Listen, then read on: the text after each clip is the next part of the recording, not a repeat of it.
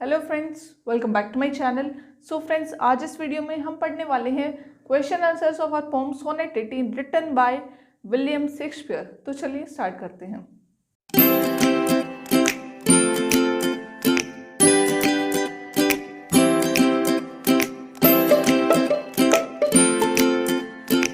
So question answers of our poem sonnet 18, right. First question, who is thee referred to in the first line of the poem. Thee किसे refer किया गया, दी कहकर, ठीक है। तो first line क्या थी हमारी, वो थी shall I compare thee to the summer's day. Summer's day, ये लाइन थी। तो यहाँ पे दी किसे किया गया, ऑथर्स फ्रेंड, ठीक है। वो कौन थे, आंसर देखते हैं। In the first line the refers to friends of Shakespeare, ठीक है। शेक्सपियर के फ्रेंड थे वो। हाउएवर, हालांकि it is not clear who is that friend, वो उसका जो फ्रेंड कौन थे, क्योंकि वह यहाँ पे उनके उसका नाम नहीं बताया गया। इसको अपने पोएम में जो उनके फ्रेंड थे शेक्सपियर के, उसका नाम नहीं बताया गया, ठीक है। तो however it is not clear who is that friend of Shakespeare is, ठीक है। उनके फ्रेंड का नाम क्या था, बट वैसे हमें पता है कि ये उनके फ्रेंड को ही बोला गया था, ठीक है। Next question, who is the compare to. The means उनके फ्रेंड का कंपैरिजन किसके साथ किया गया था। अगर आपने वो पोएम वाली वीडियो देखी है, वो समरी वाली, तो आप बहुत अच्छे से इसको जैसे याद आ जाएगा आपको कि किसके साथ किया गया था, समर्स डे, ठीक है। जो गर्मी का दिन था उसके साथ किया गया था। जैसे फर्स्ट लाइन थी shall I compare you to the, you नहीं, दी था वहाँ पे, ठीक है। मैं इसका मीनिंग बता रही थी। Shall I compare thee to the summer's day, ठीक है। यहाँ पे समर्स डे के साथ उसका कंपैरिजन किया गया था। कौन सी लाइन में, फर्स्ट लाइन में, right. Next is what does the poet say about the month of May. मई के महीने में के बारे में ऑथर क्या कहते हैं। वो कहते हैं कि answer is the poet says that month of may is the month of beauty, right. जो पोएट कहते हैं कि जो मई का जो महीना होता है वो सौंदर्य का महीना होता है, मतलब that month is very beautiful, ठीक है। इस तरीके से one can see lovely birds in there in this month. Birds means जो फूल की जो कलियाँ होती है ना, उसे कहते हैं बर्ड्स, ठीक है। One can see lovely birds in this month, इसका मतलब क्या हुआ कि है ना, इस मौसम में जो फूल वगैरह खिलते हैं। The poet says that sometimes rough winds shake the birds. बहुत बार जो तेज़ हवाएं चलती हैं वो उन कलियों को हिला देती हैं बहुत ज़ोर से, ठीक है। Sometimes the sun is too hot and sometimes it is covered with clouds.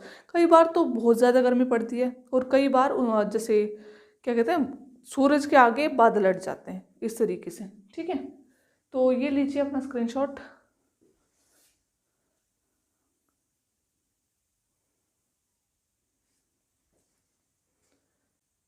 Now next question, how does the poem eulogize eternal summer? Eternal means forever, मतलब अनंत, ठीक है। eulogize means like you know to praise, किसी की प्रशंसा करना, ठीक है। how does the poet praises eternal summer? उसने कैसे प्रशंसा की, ठीक है। the answer is the poet says that the summer season is very sweet. Poet क्या कहते हैं, the summer season is very sweet but it is short lived. लेकिन इसका जो टाइम पीरियड होता है, the time period of summer is very short, ठीक है। In fact by praising eternal summer the poet praises his friend's beauty. Obvious सी बात है, क्योंकि वो कंपैरिजन कर रहे थे ना अपने पोएम में कि समर का ऐसा है और मेरे फ्रेंड का ऐसा है, समर का ये है और इसका ये है, इस तरीके से, ठीक है। So in fact by praising eternal summer the poet praises his friends beauty, right. Now next question, how does the poet compare eternity with mortality? यहाँ पे थोड़ा सा important question है ये। how does the poet compares how does the poet compares eternity with mortality? eternity होता है नश्वरता, ठीक है। सॉरी, इटर्निटी होता है फॉरएवर, ठीक है, जो हमेशा फॉरएवर हो, जिसका कोई भी अंत ना हो, अनंत, ठीक है। मोर्टेलिटी होते हैं नश्वरता। मीन्स देखो मोर्टैलिटी वर्ड बना मोर्टल से, मोर्टल मीन्स नश्वर, मोर्टैलिटी मीन्स नश्वरता, ठीक है, जिसका एक ना एक दिन जिसका अंत निश्चित है, लाइक अस ह्यूमन बींग्स, ठीक है, like we. Answer is the poet says the beauty found in nature is mortar.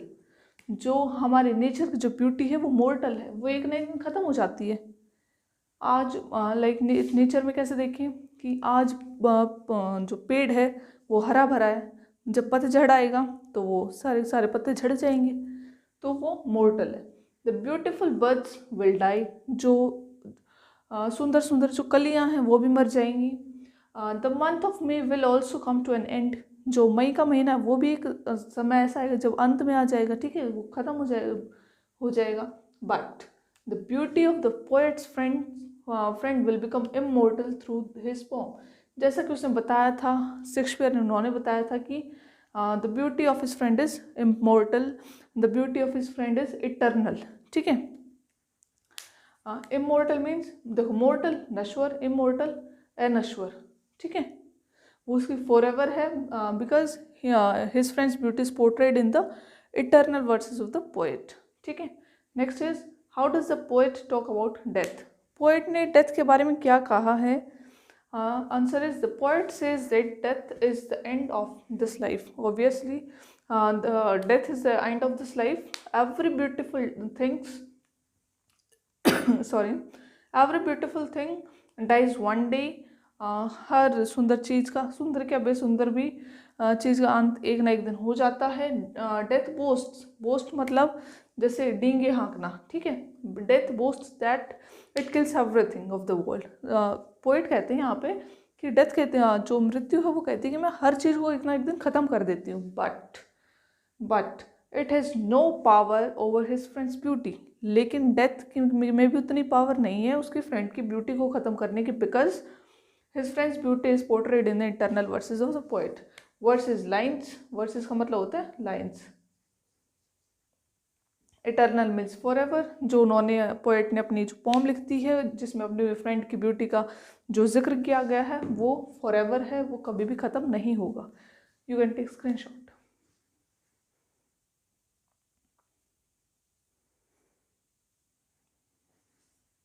Done.